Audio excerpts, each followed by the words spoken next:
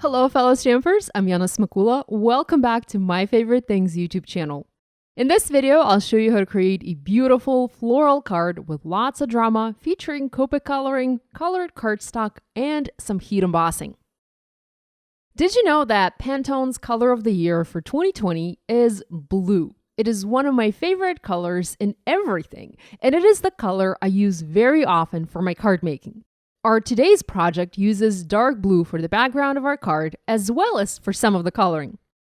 I started to work on my project by stamping this beautiful floral cluster from the Rose Garden stamp set in Copic marker friendly ink on white cardstock using my Mini Misty stamping tool.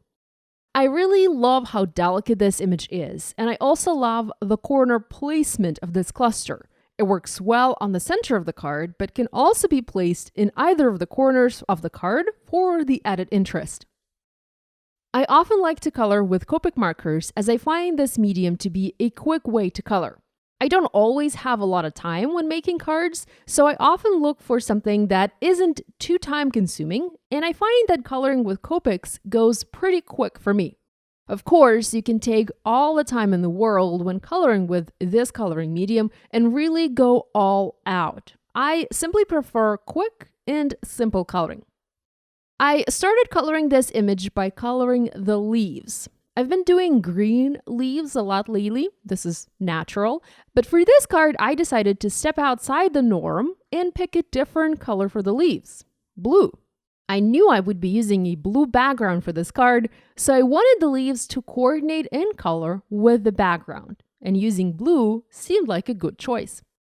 I used B97, darkest blue, B34, medium blue, and B21, the lightest blue, to color all of the leaves of this stunning floral cluster. I added strokes with my marker and details to the leaves where there was no detail, no stamped detail, and also followed the stamped detail on those leaves where the detail was actually stamped. With the leaves colored, I moved to coloring the flowers. For this, I decided to use soft pinks and used RV14, darkest pink, RV13, medium pink, RV11, another medium pink color, RV10, light pink, and RV00, another light pink. I also introduced an RV09 marker to some of the flowers on another card that I made with a stamp set just to provide variety to the floral cluster right in the pink color. I used my markers to outline each petal, and then I colored it so that it looked somewhat dimensional and a bit curled. Here's what the finished colored image looks like. Very unusual due to the blue leaves, but still very beautiful, I think. I used a coordinating die that is available separately to cut this cluster out. And as you can see, this gave me a slight white border around the colored image. I typically don't like to have a white border to my die cuts when I plan to place them on a dark background. I don't mind the white background when I have a light background, but on a dark background, it does prove to be somewhat of a distraction.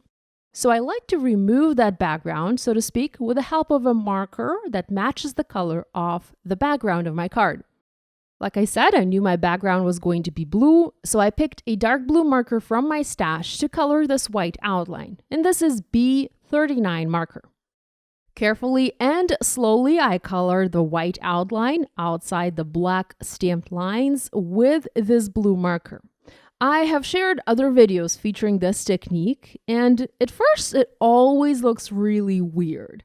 It looks as if I ruined the piece.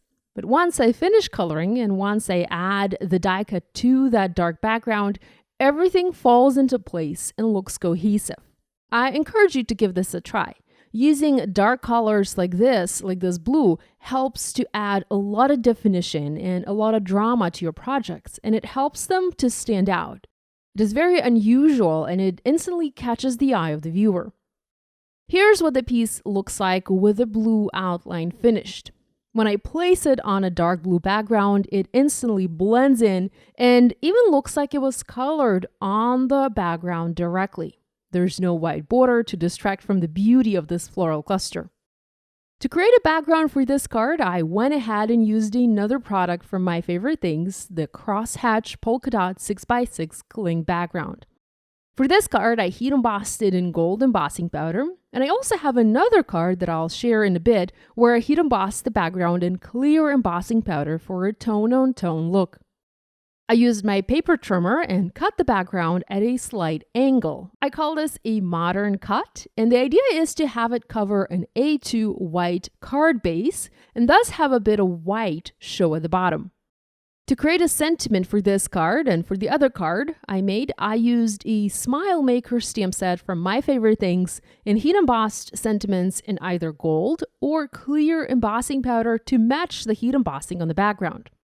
So here, for this card, I used gold embossing powder and heat embossed one that reads, "Because of you, I smile a lot more." It's such a warm and pleasant sentiment. I heat set the powder to melt it in place, and next I cut the sentiment strip to a smaller size, as well as made an angle cut on the right-hand side to match the angle cut on the background. I used foam adhesive tape to adhere the background to the card base. Whenever I can, I always love to add dimension to my cards, and I love to pop separate layers up. Next, I used foam adhesive squares to foam mount the floral cluster over the background, placing it in the top right-hand side corner. In the same way, I added the sentiment strip overlapping the background and part of the floral cluster. I also used a white Sakura pen to color the flower centers white. And lastly, I embellished the cards with clear dots using Nuva drops in Morning Dew. Here's a look at both cards I have for you today. They are nearly identical, with the only difference in the embossing powder color. I prefer the one with a clear embossing powder, but I'd love to know which one you like best. Please let me know in the comments below. I hope you'll give this idea a try. If you do, please share online and tag us on social media. We always love seeing what you guys are making. Subscribe now and hit that bell icon not to miss any new card making tutorials. Thanks for watching. Love you guys. I'll see you next time.